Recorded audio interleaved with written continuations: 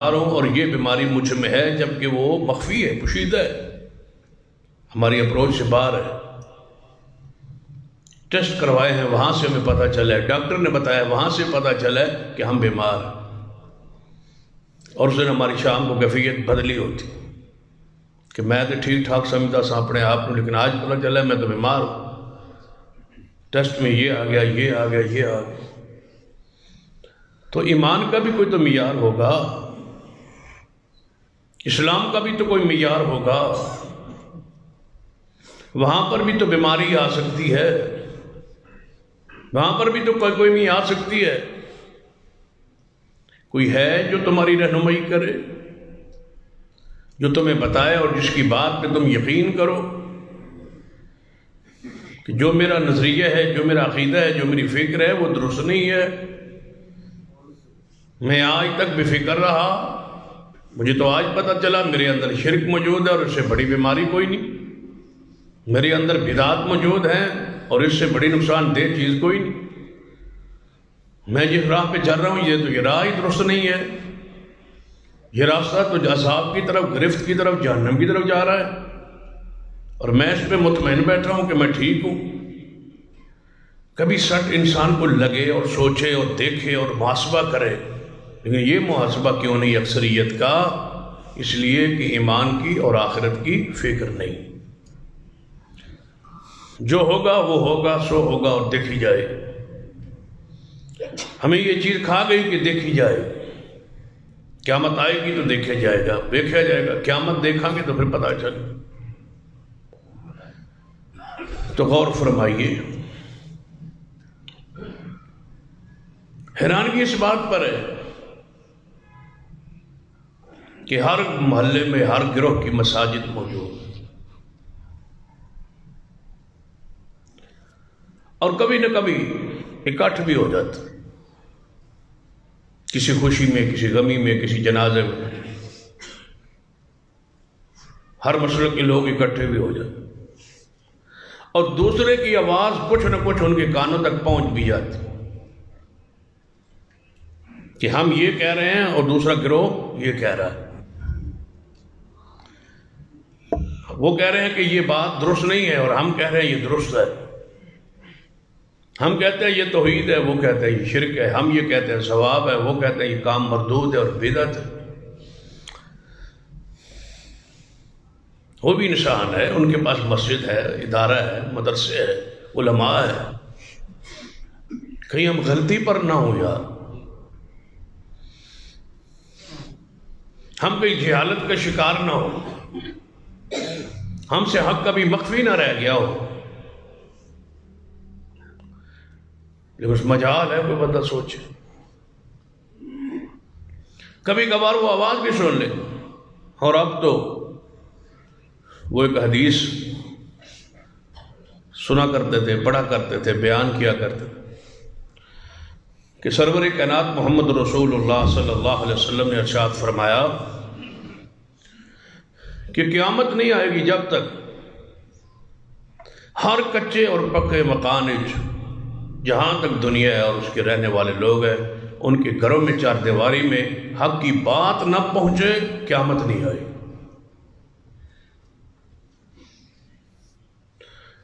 تو چند سال پہلے یہ حدیث بیان کرتے تھے، ایمان بھی ہے، یقین بھی ہے، حدیث رسول ہے، لیکن دل میں خیال ہوتا ہے نا، اطمینان قلب ہوتا ہے، یا اس کی تشریح توضیح ذہن میں ہوتی ہے کہ یہ کیسے ہوگا یار۔ اب تو بہت سارے لوگ ایسے ہیں، بہت سارے گھر ایسے ہیں جہاں کی آواز نہیں پہنچی۔ تو یہ کیسے ہوگا؟ یہ حدیث کیسے پوری ہوگی کہ ہر چار دیواری کے اندر حق کی آواز پہنچے؟ تو آپ دیکھ لیں کہ حدیث کو سمجھنا بنسبت پہلے وقت کے آسان ہو گیا کہ جہاں ہمارا وجود نہیں پہنچ سکتا وہاں ہماری آواز پہنچ گئی، حق کی آواز پہنچے گی۔ تو میڈیا کے ذریعے ہر گھر تک، ہر بندے تک، اور ہر بندے کے ہاتھ میں اور جیب میں حق کی آواز موجود ہے۔ اب وہ سننا چاہے تو اس کی مرضی، نہ سنے تو اس کی، آواز تو موجود ہے، کھول سکتا ہے، دیکھ سکتا ہے، سن سکتا ہے۔ اور اس سے بڑے بھی حیران کن بات کہ ایک حدیث بھی ہے جو اکثر اسی تقاریر بیان بھی کر، اور ہر بندہ تقریباً اس حدیث تو ہوگا ہے، جہاں میں ترمذی حدیث ہے کہ نبی علیہ الصلوۃ والسلام نے فرمایا کہ میری امت کے 73 فرقے بن جائیں، کلہم فی النار الا ملۃ واحدہ، 73 میں سے 72 جہنم میں جائیں گے اور ایک گروہ جنت میں جائے۔ یہ حدیث بھی ہے اور اس پر ایمان بھی ہے، یقین بھی ہے کہ یہ حدیث ہے، لیکن اس کی تشریح توضیح وضاحت کسی کے دل میں تڑپ لگن آج تک پیدا نہیں ہوئی کہ ہمارا گروہ کہاں کھڑا ہے۔ جب رسول اللہ نے فرمایا کہ 73 بنیں گے، 72 جہنم میں ہوں گے، ایک جنت میں ہوگا، پھر بھی تڑپ پیدا نہ ہو کہ میں حق کی تلاش کروں، تو یہ کتنے افسوس کی بات۔ یہ وہ بے فکری ہے، یہ وہ لاپرواہی ہے، یہ وہ سستی ہے، یہ وہ غفلت ہے جو اسلام نے منع کی کہ جہاں کوئی لگا ہے لگا رہنا۔ اور حیرانگی یہ ہے کہ دنیاوی معاملات میں یہ بات ہم نہیں مانتے، جہاں کوئی لگا ہے لگا رہنا، یہ بات دنیاوی معاملات میں نہیں مانتے۔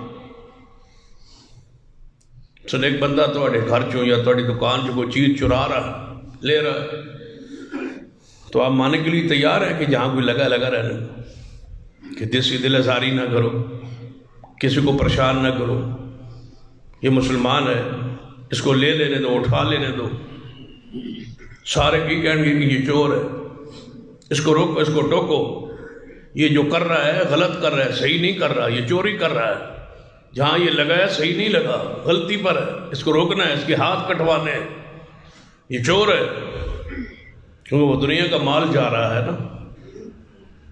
کاش یہی تبصرہ، یہی تڑپ ایمان اور اسلام اور دین کے بارے ہوتی کہ ہر کوئی ہر جگہ پر جہاں لگا ہے ٹھیک نہیں لگا، 73 گروہوں میں سے 72 غلطی پر ہے، ایک گروہ حق پر ہے۔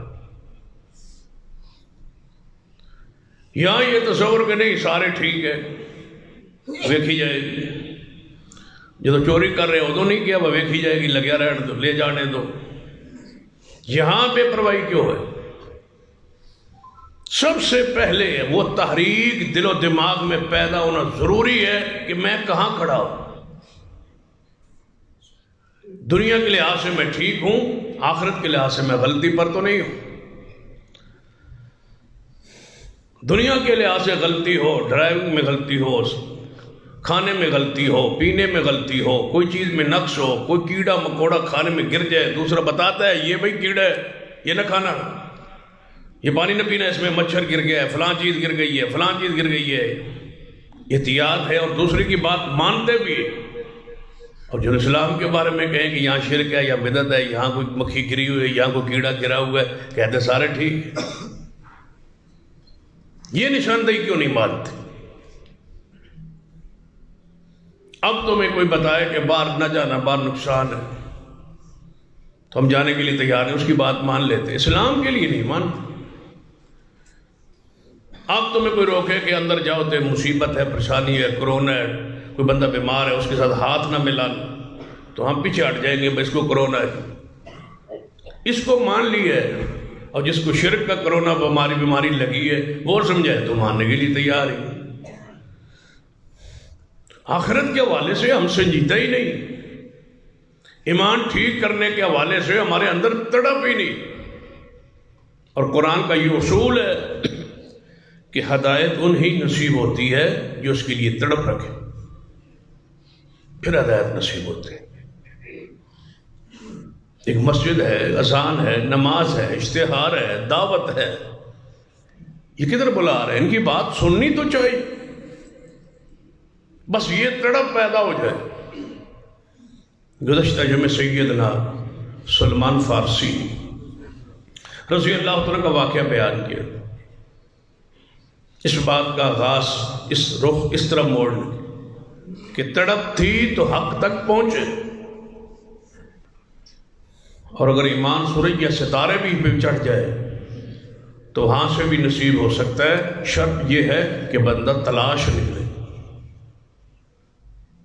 جس طرح روزی کی تلاش میں گھر سے نکلتے ہیں نا روزانہ، آگے بیٹھ جاتے ہیں پھٹے پر اپنے اڈے پر کہ اب گئے گاہک اللہ بھیجے گا، اسی طرح حق کے لیے بھی گھر سے نکلے کہ میں حق پر ہوں یا غلطی پر ہوں. جس طرح دنیا کو وقت دیا ہے آخرت کو وقت دے. جس طرح جسم کے لیے کوشش کرتے ہیں روح کے لیے کوشش کرے. جس طرح دنیا میں رہنے کے لیے کوششیں جاری ہے آخرت کے لیے بھی جاری رکھے. اس کی بھی حق کے اندر تلاش کرے کہ میں کہاں ہوں، میرے گھر والے کہاں ہیں، میرے بچے کہاں ہیں، کہیں صحیح العقیدہ ہے یا غلط عقیدے پر ہے، کہیں ان پر بات پرس نہ ہو، جہنم کا عذاب نہ آ جائے، گرفت نہ آ جائے، پکڑ نہ آ جائے. یہ سوچ، یہ فکر، اور آپ پر یہ فرض ہے کہ خود بھی حق کو سمجھے اور اپنی اولاد کو حق پر چھوڑ جائے. سرور کائنات محمد رسول اللہ صلی اللہ علیہ وسلم نے کیا ارشاد فرمایا تھا؟ میرے صحابہ، میں تمہیں اس دین پر چھوڑ کے جا رہا ہوں جس کی راتیں بھی دن سے زیادہ روشن ہیں. میں تمہیں اس دین پہ چھوڑ کے جا رہا ہوں. رسول اللہ اپنی روحانی اولاد کو روشنی پر، دلائل پر چھوڑ گئے، بصیرت پر چھوڑ گئے. ترکت فیکم امرین لن تضلوا ما تمسکتم بہما. یہ وہ تڑپ ہے، یہ وہ فکر ہے محمد مصطفیٰ صلی اللہ علیہ وسلم کے دل و پاک میں. کیا ترکت فیکم امرین، میں دو چیزیں چھوڑ کے جا رہا ہوں تم میں، ایک قرآن اور ایک میری سنت، اور ساتھ گارنٹی دیتا ہوں جب تک ان دو چیزوں کو تھامے رکھو گے، میں محمد زمانہ دیتا ہوں تم گمراہ بھی نہیں ہو سکو گے. یہ وہ تڑپ ہے. اس تڑپ کو پیدا کیجیے. جب تک یہ تڑپ پیدا نہیں ہوتی اس وقت تک آپ حق پر نہیں آ سکتے. ذرا دیکھ لیجیے سیدنا طفیل بن عمرو دوسی رضی اللہ تعالی، یہ صحابی رسول ہے، یمن کا سرحدی علاقے کے دوس قبیلے کے یہ سردار ہے. بڑا آدمی ہے، سردار آدمی. ساڑھے دے پلے کچھ بھی نہیں ہوتا تو پھر بھی ہم حق بات قبول کرنے کے لیے تیار ہیں. غربت بھی ہوتی ہے، تنگ دستی بھی ہوتی ہے، مالی پریشانیاں بھی ہوتی ہیں، لیکن دین کے حوالے سے اتنے اجٹ ہوتے ہیں کہ بات سننے اور ماننے کے لیے تیار ہیں. سردار ہے، پورے قبیلے کا سردار ہے، اس کا پورا احترام ہے مکہ مکرمہ. اہل مکہ اس کو جانتے ہیں، ابو جہل جانتا ہے، عتبہ شیبہ امیہ جتنے کفار کے سردار تھے وہ جانتے تھے کہ یہ یمن کا سردار ہے، اپنے قبیلے میں ہیرو ہے، اپنے قبیلے میں اس کی بات کو مانا جاتا ہے، تسلیم کیا جاتا ہے، اس کا حکم چلتا ہے، فیصلہ چلتا ہے. اور ایسا شخص مالی طور پر بھی مضبوط ہے. سیدنا طفیل بن عمرو دوسی رضی اللہ تعالی، یہ مکہ مکرمہ میں تشریف لے آئے. صحابی ابھی نہیں ہے، مومن ابھی نہیں، حالت کفر میں ہے، اور بیت اللہ میں آئے. اپنے مذہب دین کے مطابق وہ بیت اللہ کی حاضری، وہ طواف، وہ بتوں کی پوجا، وہ تصور جو تھا اس کے مطابق آئے. اہل مکہ کو پتہ چلا کہ طفیل بن عمرو دوسی آ رہا ہے.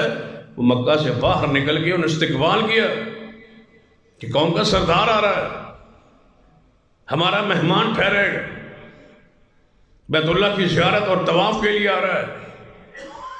سارے مکے والے باہر ہیں، کفار قریش، کہ دوسرے ریاست کا یا دوسری کسی صوبے کا سردار ہے، اس کو پروٹوکول اس کا حق ہے، اس کو دیا جائے. ایک علاقے کا سربراہ ہمارے شہر میں آ رہا ہے. تو اہل مکہ نکلے، تجارتی تعلقات، تجارتی اس کے ساتھ لین دین معاملات سارے باہر نکلے. استقبال کر کے اس کو مکہ مکرمہ میں لائے اور اپنے ہاں مہمان ٹھہرائے. رات کو گپ شپ کے لیے محفل و مجلس حسب روایت حسب رواج ہوئی، اور اس میں انہوں نے بتایا کہ آپ یہاں چند دن رہیں گے، طواف وغیرہ بھی کریں گے، لیکن ایک مشورہ ہے ہمارا کہ ایک یہاں نبی ہے جس کا نام محمد صلی اللہ علیہ وسلم، اس نے نبی ہونے کا دعویٰ کیا، ہماری گزارش یہ ہے کہ اس کی آپ نے بات نہیں سننی۔ اس کی زبان میں اتنی چاشنی اور اتنی تاثیر ہے کہ جو بھی اس کی بات اور کلام سنتا ہے وہ اسی کا ہو جاتا ہے، اور یہ تاثیر ہے، اور یہ تاثیر اللہ نے قرآن میں رکھی ہے، اور پھر قرآن ہو اور پڑھنے والے خود صاحب قرآن محمد مصطفیٰ صلی اللہ علیہ وسلم۔ عام قاری اور عام عالم قرآن پڑھے تو اس میں عجیب بندے کی کیفیت ہوتی ہے، جب پڑھنے والی خود رسول اللہ صلی اللہ علیہ وسلم جن کے سینے پہ اترا ہے تو اس کی تو مزہ ہی الگ، جس کے بارے میں حدیث بھی ہے، جب نبی قرآن پڑھتا ہے تو اللہ توجہ سے اس کلام کو سنتے ہیں کہ محمد مصطفیٰ صلی اللہ علیہ وسلم، جب رب بھی اس پر توجہ کرتا ہے، جب نبی قرآن پڑھے تو ہم ہی بندے کی کیا ایسی، یہ لذت تھی، یہ شرینی تھی، یہ قرآن کی تاثیر ہے جس کا اپنے بیگانوں سب نے اقرار کی ہے، کوئی اس کا انکار نہیں کرتا۔ قرآن میں شفا ہے، قرآن میں تاثیر ہے، قرآن میں ہدایت ہے، قرآن میں نور ہے، یہ سارے اوصاف کا مجموعہ ہے قرآن۔ ساری رات اس بات پہ لگے رہے کہ قرآن نہیں سن، آپ نے رسول اللہ کی بات نہیں سنی۔ طفیل بن عمرو دوسی رضی اللہ تعالیٰ عنہ بیت اللہ میں آئے تو اللہ کا امر کے مصطفیٰ بھی موجود ہے اور قرآن بھی پڑھ رہے ہیں۔ طفیل کی حالت کیفیت کیا ہے کہ کانوں میں انگلیاں نہیں، روئی ڈالی ہوئی، رات کو کہا میں روئی دے دو، پھر میں جانا ہے، کہیں آواز نہ آ جائے اس محمد صلی اللہ علیہ وسلم۔ کاش کوئی روئی نکالے، کاش کوئی کانوں سے انگلیاں نکالے، کاش کوئی بندہ مذہبی تعصب سے ہٹ کے قرآن کو پڑھے اور سنے، کاش دل و دماغ میں جو توڑی بھری ہوئی ہے فرقوں کی وہ نکلے، اور قرآن پر بندہ پوری بصیرت کے ساتھ غور کرے، پھر یہ قرآن کی تاثیر کے اور قرآن کی یہ اثرات ہیں کہ وہ روئی خود بخود نکل جاتی ہے جب قرآن پہ غور کرے۔ تو یہ شرط یہ ہے کہ یہ حوصلہ ہو، ہمارے دل و دماغ میں ایک پیس بھر دی گئی ہے کہ آپ نے بات کو سننا ہی، بیان کرنے والا وہ ہے نہیں سننا، فلاں مسجد میں فلاں مسجد کی ہے، بات نہیں سننی آپ، نہ پروگرام نہ جلسہ نہ درس، بات نہیں سننی آپ۔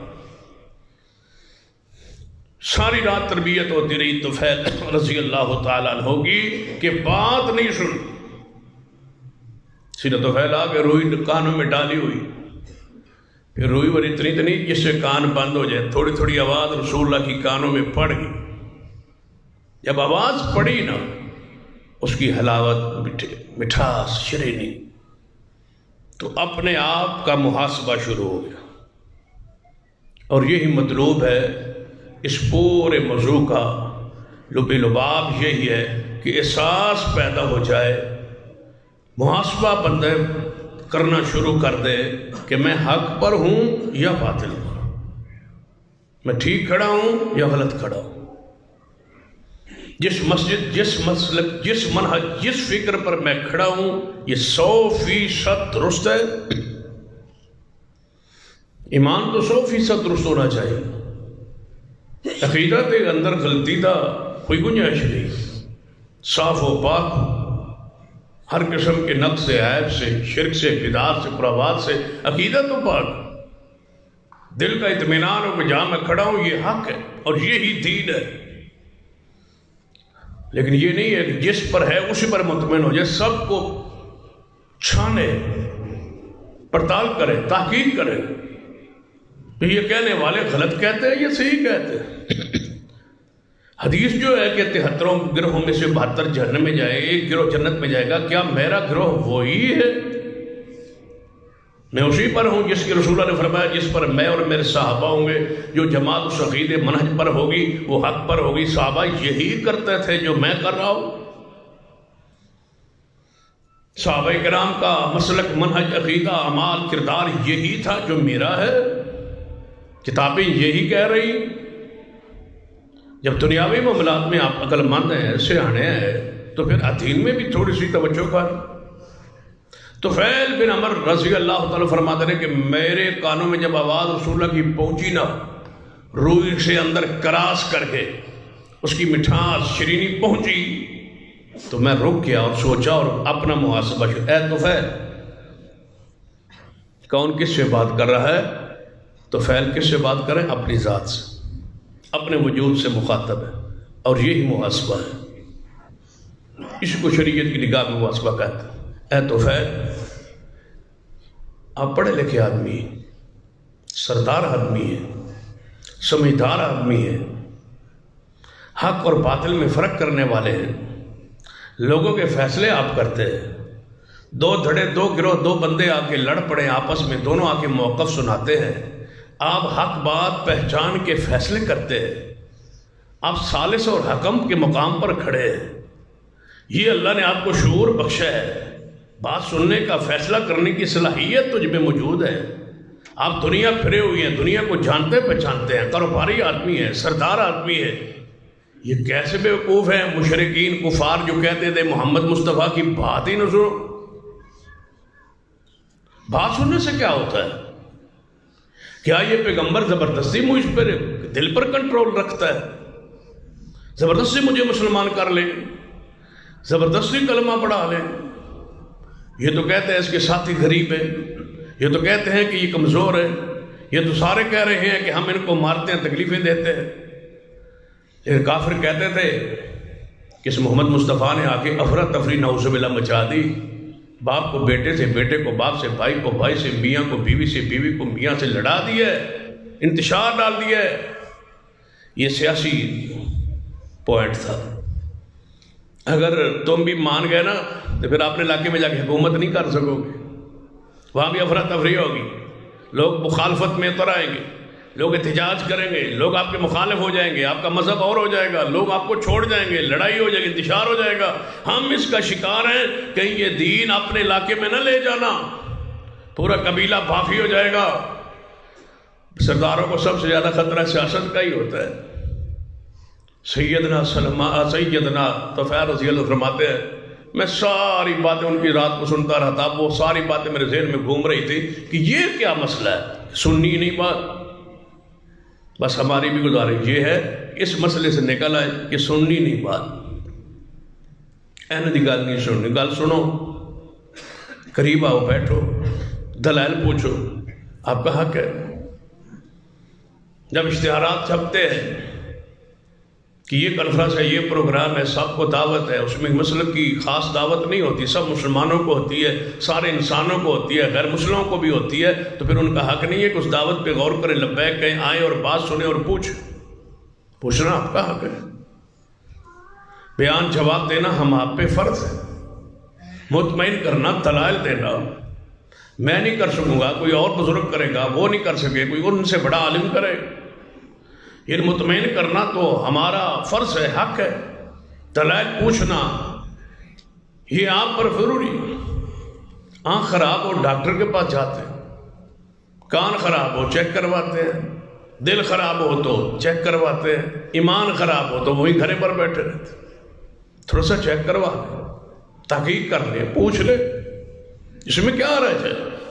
اپنے دوستوں کو، اپنی برادری کو، اپنے احباب کو، اپنے رشتہ داروں کو اس رنگ میں دعوت دیں کہ آپ ریسرچ کریں یار، تحقیق کریں، آپ کہاں بیٹھے، کیا ہے آپ کا عقیدہ صاحب، اس طرح ہدایت تو نصیب نہیں ہوگی، اس طرح جان تو نہیں چھوٹے گی، یہ حالت 73 بڑھ گئے سن، پتہ نہیں پھر کیڑا ٹھیک سی سنت پر نہیں پتہ چلے سیدھے آ گئے۔ یہ بہانہ تو نہیں چلے گا کہ مجھ میں علم نہیں تھا، مجھ میں جہالت تھی، جہالت عذر تو نہیں ہوگا، یا تو قیامت والے میں عذر قبول ہو نا جہالت کا کہ میں نے پتا نہیں سی، میرے تک کوئی پہنچیا نہیں سی، میں نے سمجھ نہیں سی آئی، لوگ کہتے ہیں سن لیکن میں بس کہتے ہیں کوئی اللہ ہے، میں جانتا پہچانتا نہیں۔ یہ جہالت عذر کے طور پہ قبول ہوتی تو پھر آپ کے لیے گنجائش تھی کہ آپ جہالت میں رہتے۔ دوستو یہ قبول نہیں ہوگی، جب قبول نہیں ہے تو پھر پوچھیں۔ طفیل بن عمر دوسی رضی اللہ تعالیٰ فرماتے ہیں میں نے پھر اپنے وجود پہ کنٹرول کیا تے روئی کنا چوں کاٹ دیتی. رسول اللہ صلی اللہ علیہ وسلم کی بات سنتا تو ہونا، پھر میں جب روئی باہر نکالی نا، یہ وہ تڑپ، یہ وہ احساس، یہ ہے وہ والذین جاہدوا فینا لنہدینہم سبلنا. جڑا بندہ ساڑے راہ دی مشکلات برداشت کرے اور اس کی تڑپ کے لیے نکلے، لنہدینہم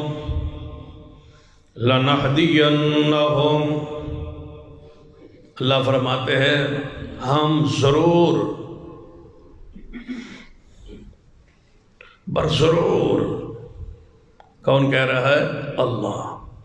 جب اللہ کہے کہ ضرور ایسا کروں گا پھر کوئی گنجائش رہ جاتی. والذین جاہدوا فینا لنہدینہم سبلنا. اللہ پاک فرماندے نے جڑا بندہ ساڑے راہ اندر آن دی کوشش کرے، حق نو تلاش دی کوشش کرے، اس راہ اندر تکلیفاں برداشت کرے، لنہدینہم میں اللہ وعدہ کرنا ضرور برضرور وہ دے واسطے جنت سارے راہ کھول دے آنگا، ہدایت کے راستے کھول دیں گے، رہنمائی ہم کریں. لیکن شرط یہ ہے کہ کوشش ہو، تڑپ ہو، تڑپ کے بغیر نہیں. موسیٰ علیہ السلام کو بھی رات کی سردیوں میں کوہ طور پہ اور اس درخت کے قریب جانا پڑنا تھا، آگ لینے گئے تھے، تڑپ تھی، خواہش تھی، چاہت تھی، کوہ طور پہ جاتے تھے. نبی علیہ السلام غار حرا میں جاتے تھے، تڑپ تھی. پھر یہ ساری چیزیں نصیب ہوئی. سیدنا طفیل بن عمر دوسی رضی اللہ تعالیٰ عنہ فرماتے ہیں میں پیارے حبیب جناب محمد صلی اللہ علیہ وسلم دا قرآن سننا شروع کیتا ہے، اپنے کناں دے وچوں روئی نو نکالیا ہے، جو تاثیر رو جناب کان مبارک اندر پئی آواز پئی اور قریب ہوئے اور قریب ہوئے حتیٰ کہ نبی علیہ السلام قریب جا پہنچے.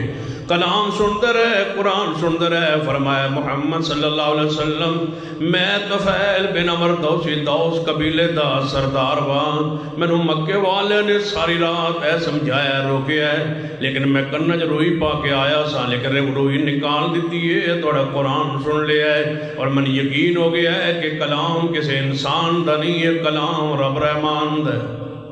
میں نے مسلمان کر لو، مجھے کلمہ پڑھا. کلمہ پڑھ لی. کلمہ پڑھنے کے بعد کیا فرمایا؟ ٹھیک ہے میں ہم وہاں سردار رہیں گے اور سرداری چلاتے رہیں گے، سیاست اپنی قائم رکھیں گے نہیں. وہاں جا کے دکان بنا لیں گے اور دکان پہ نماز روزہ کرتے رہیں گے اور دین کے ٹھیکیدار ہم ہیں. ہمارا تو دین یہ ہے نا کہ نماز پڑھو، اپنی نماز پڑھو، اپنے روزے رکھو، اپنی پیڑھی جناب تھلو صفائی کرو، اپنی چرپائی تھلو ڈانگ دیو جی، صفائی پھیرو جی، جھاڑو دیو جی، اپنا اپنا کرو جی. یہ اسلام کا تقاضا نہیں ہے. اسلام کا تقاضا اگر یہی ہوتا تو رسول اللہ کبھی مار دکھ برداشت نہ کرتے. اپنی نماز سے کون روکتا ہے؟ چار دیواری میں عبادت سے کون روکتا تھا؟ وہ تو کہتے تھے کہ باہر نہ نکلے، اندر جو مائیں مرضی کرے، بس آپ کی آواز باہر نہیں آنی چاہیے. آج بھی یہی ہے کہ سپیکر اتنا آہستہ ہو کہ باہر آواز نہ، اندر جو مرضی کرتے رہو. میلوں میں نہ ہو، ٹھیلوں میں نہ ہو، چوکوں میں نہ ہو، چوراہوں میں نہ ہو، آواز باہر نہ آئے قرآن کی. یہ ہے پابندی. اندر کون روکتا ہے؟ رسول اللہ کو کہتے تھے آپ کا دین آپ کے ساتھ ہے، چاردیواری میں جو مرضی کرے، لیکن ہمیں پریشان نہ کریں، ہمارے مجلسوں بازوں میں نہ آئے، ہمارے اجتماع میں نہ آئے، یہاں بات آپ کی نہیں پہنچنی چاہیے، ہمیں پریشان نہ کرے. تو طفیل بن عمر رضی اللہ عنہ کیا فرمایا اسلام قبول کرنے کے بعد؟ صحابہ کرام کہاں کہاں فوت ہوئی ہے، کہاں کہاں قبریں ہیں صحابہ کرام؟ جائیں مکہ مکرمہ میں جا کے تاریخ پڑھ کے دیکھیں، گنے چند 100 صحابہ کی وہاں قبریں ہیں. 1.25 لاکھ صحابہ کرام تھے، ان کی قبریں کہاں ہیں؟ کوئی افغانستان میں، کوئی سندھ ہندوستان میں، اور کوئی ایران میں، عراق میں، افریقہ. یہاں آ کے فوت ہوئے، کاروبار کے لیے نہیں، دین لے کے آئے تھے، دعوت دیتے تھے۔ جس اسلام قبول کے بعد، جس مسلک منہج قبول کے بعد تمہیں اس کو دوسرے تک پہنچانے کی فکر نہ ہو، سمجھو کہ یہ ایمان جو ہے اس میں کوئی روح اور جان نہیں ہے۔ دوست ہے تمہارا، وہ ساری زندگی وہی ہے جس مذہب پر ہے، جس مسلک جس منہج پر ہے، اور آپ کامیابی پتہ کیا ہے؟ دوست کہتے ہیں جی انہاں دا اپنا مذہب ساڈا اپنا مذہب، رل کے کاروبار کرنے، نہ کدی انہاں سانوں ڈسٹرب کیتا ہے، نہ اساں کدی انہوں ڈسٹرب کیتا ہے۔ یہ کامیابی ہے۔ مذہب اپنی جگہ جی، کاروبار اپنی جگہ، سانوں کدے نہیں پوچھا، اس سان کدے نہیں پوچھا، اج رل مل کے رہنے، یعنی نہ انہاں دی غیرت ہے نہ ساڈے چ، ایک جے ہیں سارے۔ بھئی تڑپ نہیں ہے آپ میں اس کو مسلمان کرنے کی، اس کو تو موحد کرنے کی، اس کو توحید پہ لانے کی، ایسی دوستی کا فائدہ کیا ہے؟ دوستی میں تڑپ ہو کہ بندہ شرک پر ہے، تمہارا دوست، تمہارا پارٹنر، تمہارا کاروباری بندہ آگ میں گر رہا ہو تو بچاؤ گے نہیں؟ کہ یہ کہو گے بس ساڑی تاڑی دوستی اپنی اپنی جگہ، تم آگ جتنے مرضی کھائی ہوئی ڈیک، کوئی مسئلہ نہیں، اس کو بچاؤ گے نہ آگے بڑھو گے؟ یار یہ نقصان ہے، تو کیا جو جہنم کی طرف جا رہا ہے اس کو بچانا آپ کی ذمہ داری نہیں؟ جو شرک پر لگا ہوا ہے، آپ کو پتہ نہیں ہے کہ شرک کے بعد جنت حرام ہو گئی، تو مر گیا تو یہ جہنمی ہوگا؟ یہ دوستی ہے، یہ وفا ہے کہ قیامت والے دن وہ جہنم میں جائے اور تم جنت میں جاؤ، یہ وفا ہے دوست کے ساتھ۔ یہ تڑپ پیدا کرنا فرض ہے آپ پر۔ سینہ طفیل کیا فرماتے ہیں؟ فرمایا یا رسول اللہ صلی اللہ علیہ وسلم، میری قوم میں میری بات مانی جاتی ہے، میرے احترام ہے میری قوم میں جا کے واز کروں گا، نصیحت کروں گا، لیکن ایسی کوئی میرے لیے دعا کر دے، میں وہاں جاؤں تو لوگ مجھے جھٹلائے نہ، اللہ میرے لیے کوئی نشانی بنا دے۔ سینہ طفیل بن عمر دوسی رضی اللہ تعالیٰ پہنچے اپنی قوم اندر، کلمہ پڑھ کے مسلمان ہو کے اہل مکہ کو بتلا گئے کہ تمہاری رات کی ساری مجلس بیکار گئی ہے، میں نے محمد مصطفیٰ کا کلمہ پڑھ لی ہے اور تسلیم کر لی ہے کہ محمد مصطفیٰ اللہ کے سچے رسول ہیں، اور حق کو، دین کو، توحید کو میں نے قبول کر لیا، اعلان کر کے گئے۔ اور کافر پریشان تھے کہ اس کا دین، محمد مصطفیٰ کا دین تو باہر نہیں کر رہا ہے مکے سے، ہم نے کہا تھا یہ محدود رہے گا، یہیں ختم ہو جائیں گے، یہ تو پھیل رہے ہیں دنیا میں۔ نبی علیہ السلام کا دین دور دور تک یہ پہنچ رہا ہے۔ سینہ طفیل بن عمر دوسی رضی اللہ عنہ اپنے علاقے میں پہنچے، جب صاحب نے پہنچے تو رب سے دعا کیا کروائی تھی محبوب سے کہ اللہ میرے لیے کوئی نشانی بنا دے، تو اللہ تعالیٰ نے اس کے چہرے کو ایسا چمکا دیا جیسے لالٹین چمکتا ہے، روشن ہوتا ہے، تارا روشن ہوتا ہے، ایسا چہرہ روشن تھا۔ تو یاد ہے نا، آج تو بعد واپس آیا تو نور چڑھے، اے نور چڑھے، آج چہرہ روشن، جس طرح تارا چمکتا ہے، چراغ چمکتا ہے، ایسا چمک رہا تھا چہرہ۔ قوم بے وقوف تھی، جاہل تھی، کہنے لگے منہ اچ کیڑی بیماری شروع ہو گئی، مسلمان ہویا نا تو کچھ نہ کچھ تو ہونا سی۔ سینہ طفیل کہنے لگے یا اللہ میں نے تو نشانی مانگی تھی، یہ تو نشانی الٹ پڑ گئی۔ اللہ نے چہرے سے چمک ہٹا کے ان کی لاٹھی میں چمک پیدا کر دی۔ جب لاٹھی ہاتھ میں لیتے تو یہ تارے کی طرح چمکتی تھی، اور لوگ پکارتے تھے کہ یہ ایک سچے دین پر ہے، نشانی رب نے بخشی طفیل کو۔ اور جب غزوہ خندق کے بعد مدینے میں آئے محبوب سے دوبارہ ملاقات کے لیے، تو 80 بندے لائے جو سب کلمہ پڑھ کے مصطفیٰ کے صحابی بنے چند سالوں۔ یہ کردار ہے اس دعوت کا، یہ اس تڑپ کا۔ والذین جاہدوا فینا، جو ہمارے راستے میں کوشش کرے، کوشش کے بغیر ایمان، اسلام، توحید نہیں نصیب ہوتی۔ سماعت ازدی رضی اللہ عنہ پڑھ،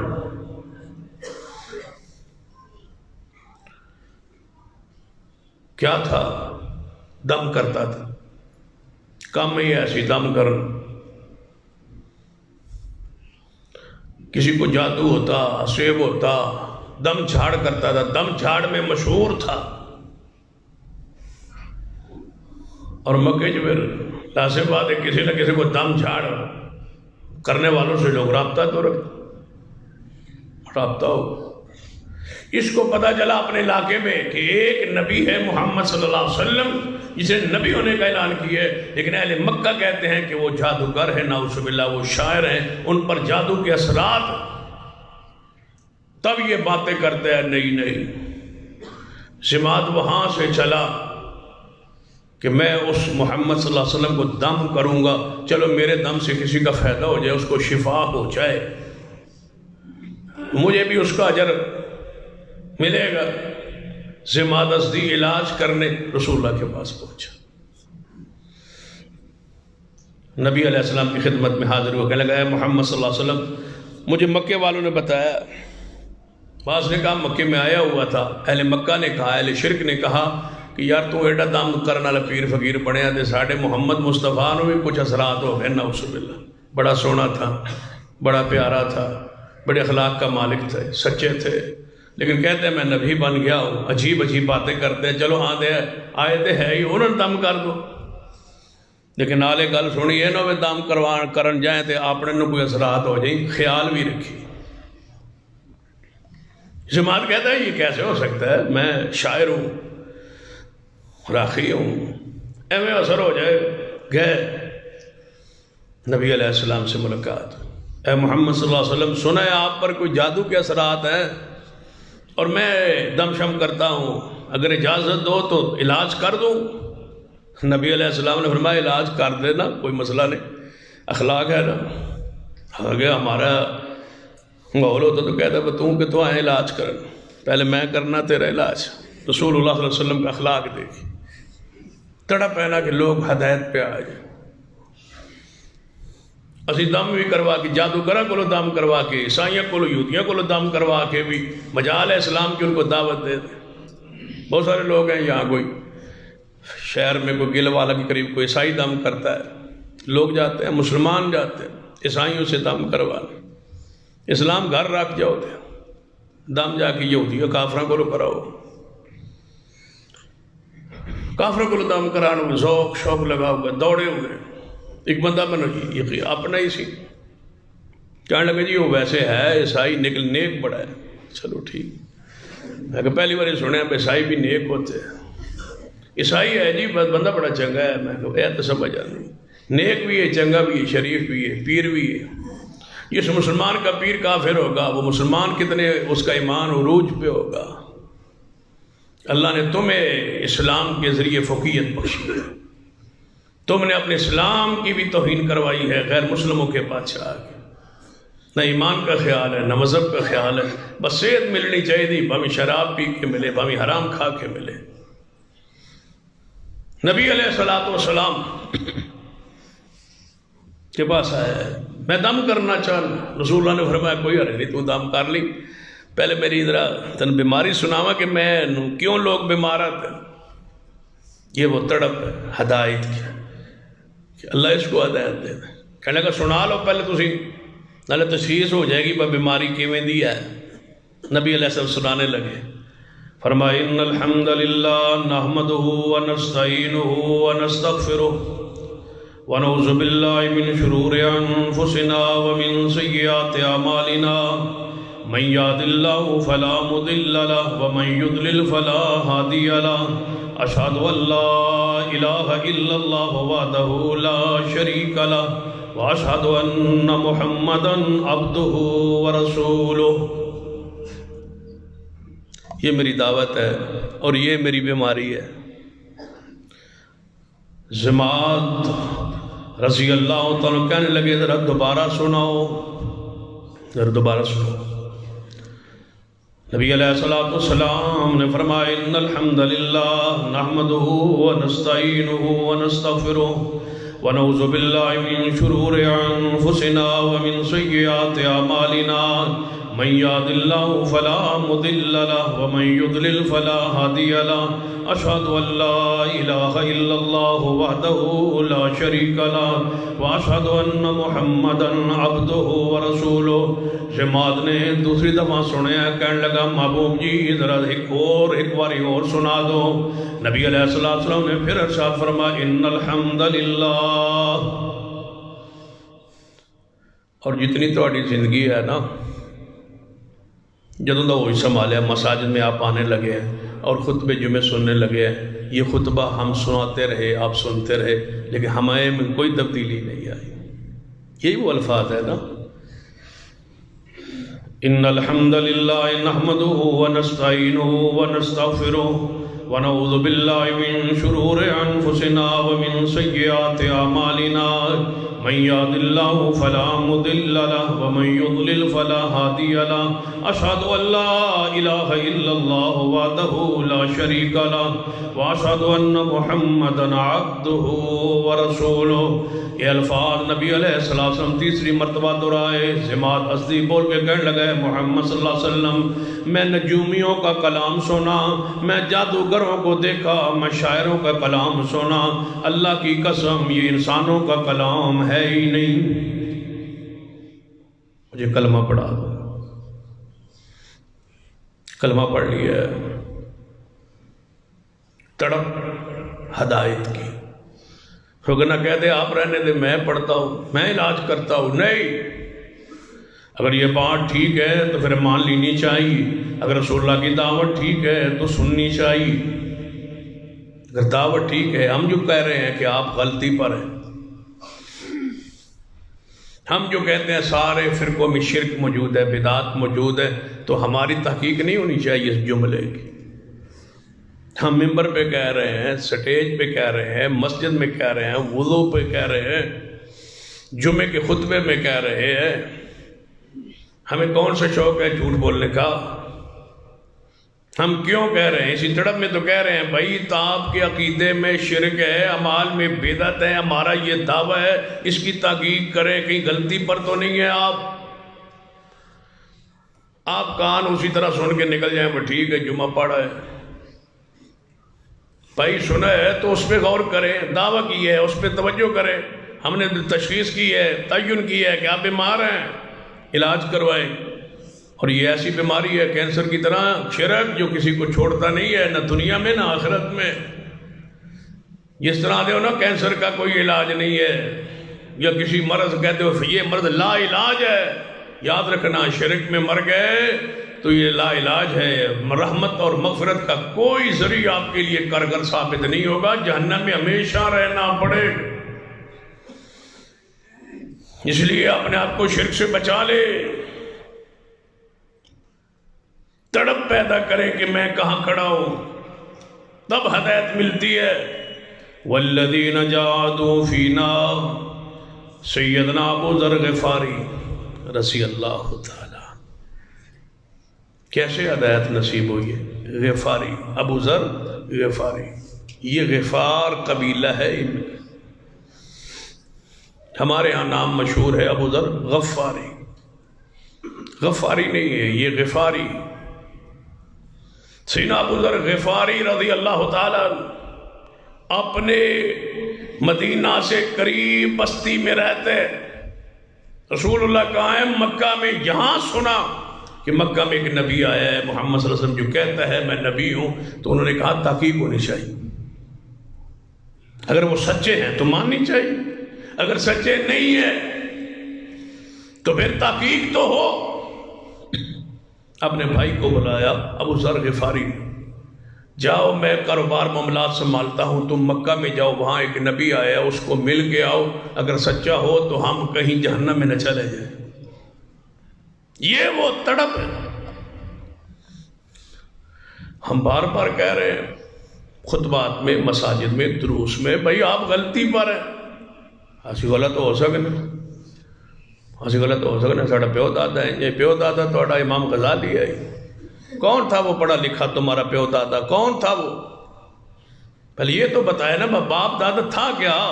یہ ساڑھا پیو دادا غلط ہو سکتا، تھوڑا پیو دادا کوئی محدث تھا، کس مقام پہ وہ علمی حیثیت میں کس مقام پر تھے؟ جیسے تم ہو سم بکمن، ویسے وہ بھی تھے، وہ بھی سنے سنائے مسلمان تھے، تم بھی سنے سنائے مسلمان ہو، وہ بھی ان پڑھ تھے اور آپ بھی دین کے لحاظ سے ان پڑھ ہو۔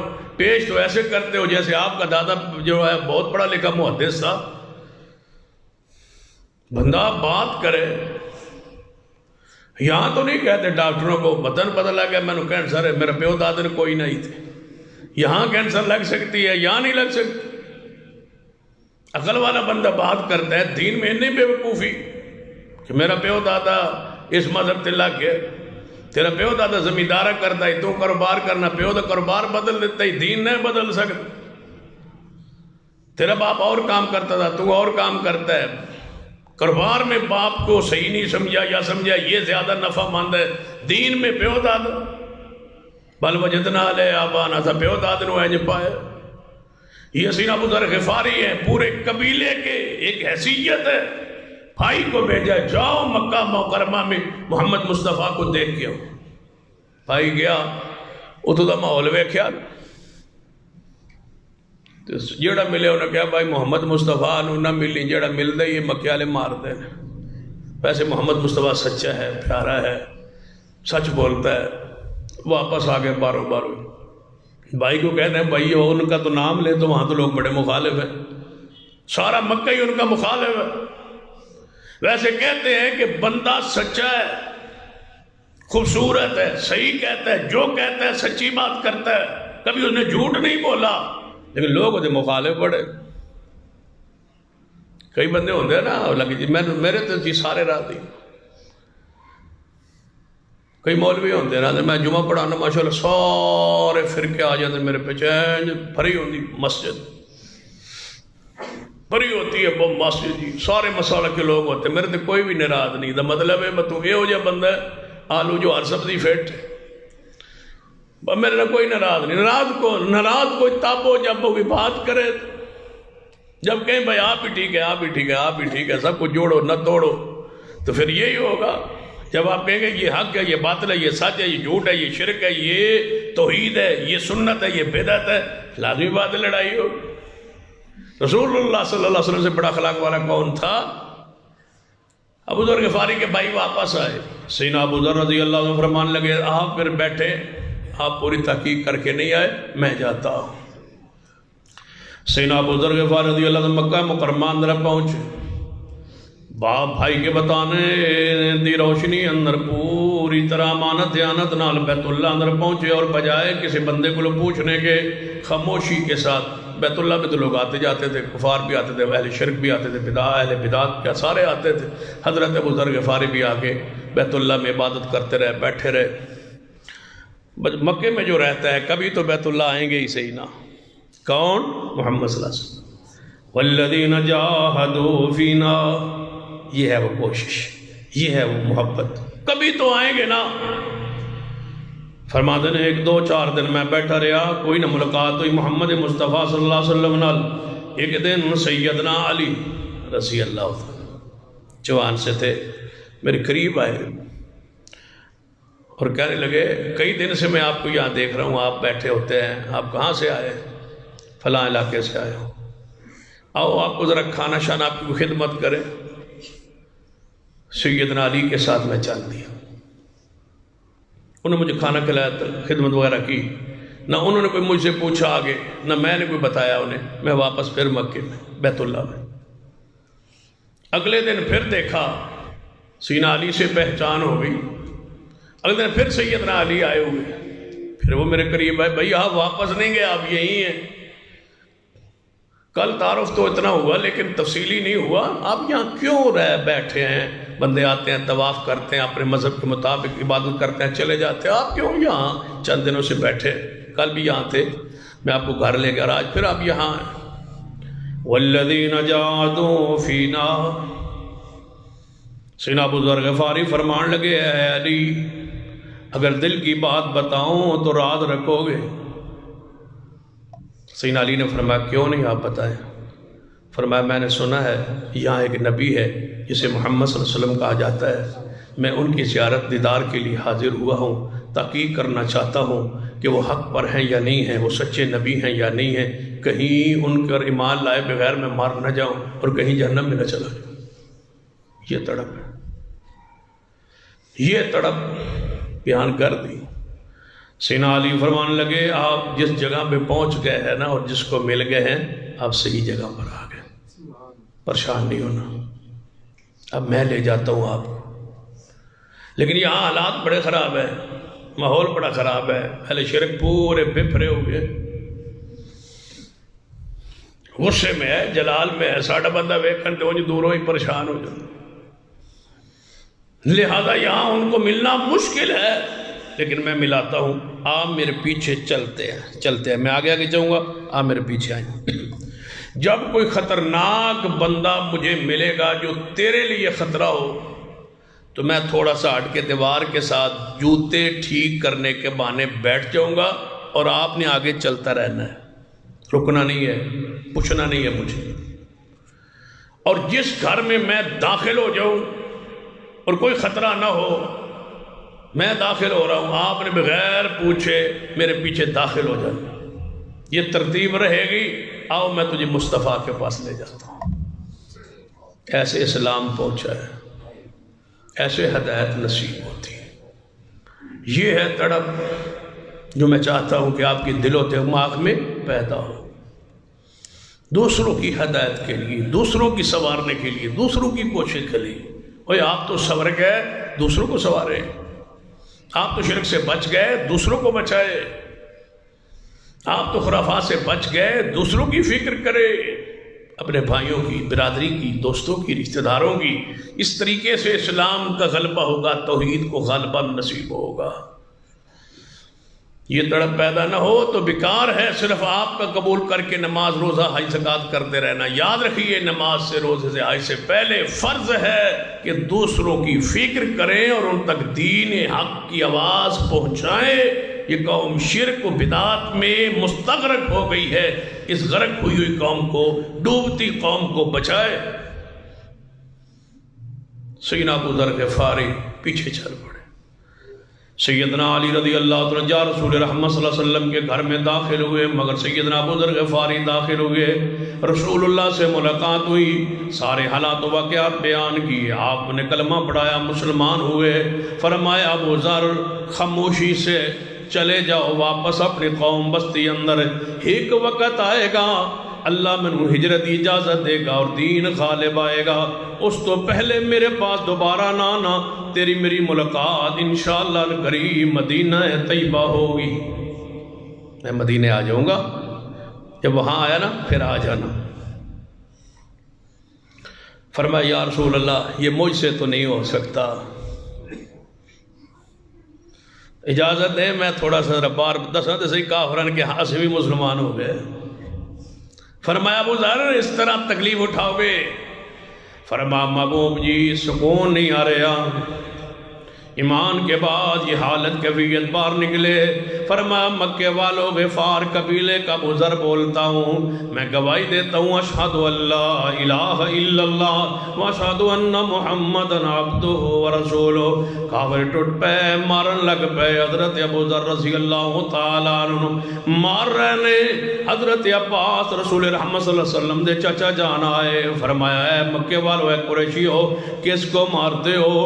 یہ غفار قبیلے کا ہے ابو ذر، اس قبیلے اس بستی کے پاس سے تم جاتے ہو شام کی طرف مال لینے، مال دینے، تجارتی راہ پر ان کا قبیلہ بیٹھا ہے، مجھے بتاؤ کہ تمہیں کون وہاں سے گزرنے دے گا؟ نہ مارو، تجارتی نقصان ہوگا، معاشی نقصان ہوگا، سفر میں نقصان اٹھاؤ گے۔ کافروں نے چھوڑ دیا صرف مال کے ڈر سے کہ وہاں سے کیسے تجارت کریں گے۔ اسی بھی اس بندے کے سیدھے ہونا جتنا لین دین دے معاملات ہونا ہوتا جی ہو جب مذہب ہوئے اسی قبول ہے تے گھر اجترا دی اسی آنے نہیں جی ہے اسی تے توحید واسطے سنت واسطے قربان ہونے۔ مالی معاملات کا نقصان ہوگا۔ ابو ذر رضی اللہ عنہ مار کھائی، والذین جاہدوا فینا لنہدینہم سبلنا۔ واپس آئے اپنی قوم اندر، سب تو پہلے گھوڑے تو اترے سیدھا ماں کے پاس گئے۔ اسی تے پھر واپس سفر تو آئیے، کہاں سے سفر شروع ہوا؟ مکہ سے۔ کہاں پہنچے؟ مدینہ کے قریب بستی ہے، تو 2-3 دن ریسٹ کرنا چاہیے نا. اسی شام نو آوے تے رات نو تے درس ہوے جلس ہوے تے اسی آندے نہیں میں جی لاہور گیا سا. تو پیدل گیا سا؟ گیا تو بس پہ تھا نا یا کار پہ گیا ہوگا. تھکا ہوا ہے مرا ہوا ہے کوئی پرواہ نہیں ہے اس کو کہ درس ہے جلسہ روز سنتے رہتے چھوڑو جی. ابو ذر غفاری اترے اتنا سفر کر گئے سیدھا ماں کے پاس. اے ماں محمد سچا تھا آپ بھی مان لیں. ماں نے اسلام قبول کیا بھائی کے سامنے اسلام پیش کیا اس نے قبول کیا. پھر پوری بستی میں اعلان کیا پورے غفار قبیلہ اکٹھا ہو گیا. کہنے لگے لوگو میں سردار ہوں تمہارا بڑا ہوں تمہارا میں محمد مصطفیٰ کو دیکھ کے آیا ہوں اللہ کی قسم محمد سچا نبی ہے. مان لو جان لو کہ محمد مصطفیٰ صلی اللہ علیہ وسلم پر ایمان لے آؤ. کچھ لوگ ایمان لے آئے. کچھ لوگوں نے کہا اے ابو ذر تسی جے دس رہے ہو کہ ان قریب وہ مدینے آن گے. اے پیغمبر نے خبر دیتی ہے جس دن یہ خبر پوری ہو گئی ہجے تک سانو کوئی شبہات نے. جس دن یہ خبر پوری ہو گئی اسی سمجھاں گے تیرا نبی سچا نبی ہے. پھر اسی ایمان لے آواں گے. کچھ رک گئے کچھ ایمان لے آئے. محبوب چند ماہ بعد ہجرت کر کے مدینہ طیبہ اندر پہنچے تو نبی علیہ السلام نے پیغام بھیجا ابو ذر آپ آنا چاہتے ہو تو آ جاؤ. ابو ذر نے اعلان کیا میرے برادری کے لوگوں سنو تسی روز آندے سنو جس دن تواڈے نبی دی بات پوری ہو گئی ہمارا نبی سچا ہے ہمارا نبی نعت کے وہی ہے. والنجم اذا ہوا ما ضل صاحبکم وما غوا وما ينطق عن الهوى ان هو الا وحی یوحی. وہ وہی تو بغیر تو بولتے نہیں میرے پیغمبر میرا نبی میرا مرشد مدینہ پاک پہنچ گئے لہذا اب آؤ چلے. غفار قبیلہ کہنے لگے اسی سارے مان لے آنے ابو ذر تیرے ساتھ چلتے ہیں مدینہ. سارا قبیلہ چل نکلا. جس دن پوری بستی خالی ہو گئی پورا پنڈ خالی ہو گیا. والذین جاہدوا فینا لنہدینہم سبلنا. پورا پنڈ خالی ہو گیا ہے حتیٰ کہ کہنے لگے یار جدے جانور پیچھے کی کرن گے جنہیں جناب بکریاں رکھیا نے بھیڑاں رکھیا نے مال رکھیا اونٹ رکھے نے اے مگر کی کرن گے لہذا انہوں بھی نال لے کے چلیے مدینہ پاک اندر. پورا مال بھی آگے آگے لالے حیوان بھی آگے آگے انسان بھی نہ کوئی مرد رہا نہ کوئی عورت رہی نہ کوئی بچہ رہا نہ کوئی بوڑھا رہا نہ کوئی بیمار رہا نہ کوئی صحت مند رہا. جانوروں سمیت پورے کے پورے مدینے کی طرف چل دیے. مدینہ پاک کے قریب آئے. ابو ذر غفاری فرمانے لگے ہاں یہاں جب کچھ بندے رک جائیں یہاں رک جائیں مال مویشی کو روکے میں اور چند بندے مدینہ جاتے ہیں رسول اللہ سے ملتے ہیں پھر مال کا کوئی انتظام کر کے کوئی جگہ کوئی باڑا بنا کے پھر سارے مدینہ داخل ہوائیں گے. جب رسول اللہ کے پاس پہنچے آپ نے فرمایا ہے ابو ذر آپ آئے ہو قبیلہ ساتھ لائے ہو. فرما محبوب انسان تو کیا ہم تو اپنے حیوان بھی لے کے آ گئے ہم تو اپنے جانور بھی لے کے آ گئے. فرمایا اب انہیں ادھر آنے کی ضرورت نہیں میں محمد خود چل کے جاتا ہوں آپ کے قبیلے کو ملنے کے لیے. والذین جاہدوا فینا لنہدینہم سبلنا. رسول رحمت صلی اللہ علیہ وسلم بار تشریف لے آئے. غفار قبیلے سے مخاطب ہوئے. غفار قبیلے نے ملاقات ہوئی دیدار کیا زیارت دی آپ نے کلمہ پڑھایا صحابہ کرام بنے. رسول اللہ نے خطبہ ارشاد فرمایا فرمایا سارے آ گئے ہو؟ جی ہاں یا رسول اللہ سارے آ گئے ہیں. فرمایا ابو ذر اعلان سن لے قیامت کا دن ہوگا سارے قبیلے تقسیم ہوں گے سارے قبیلے تقسیم ہوں گے سارے قبائل تقسیم ہوں گے کچھ جنت میں کچھ جہنم میں.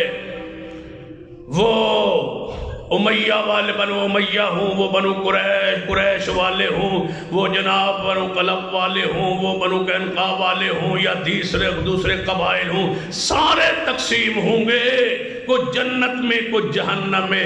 ابو ذر غفاری جس طرح آج تیرا قبیلہ جانوروں سمیت سارا مدینے آیا ہے تیرا قبیلہ تقسیم نہیں ہوگا سارے کا سارا جنت میں جائے.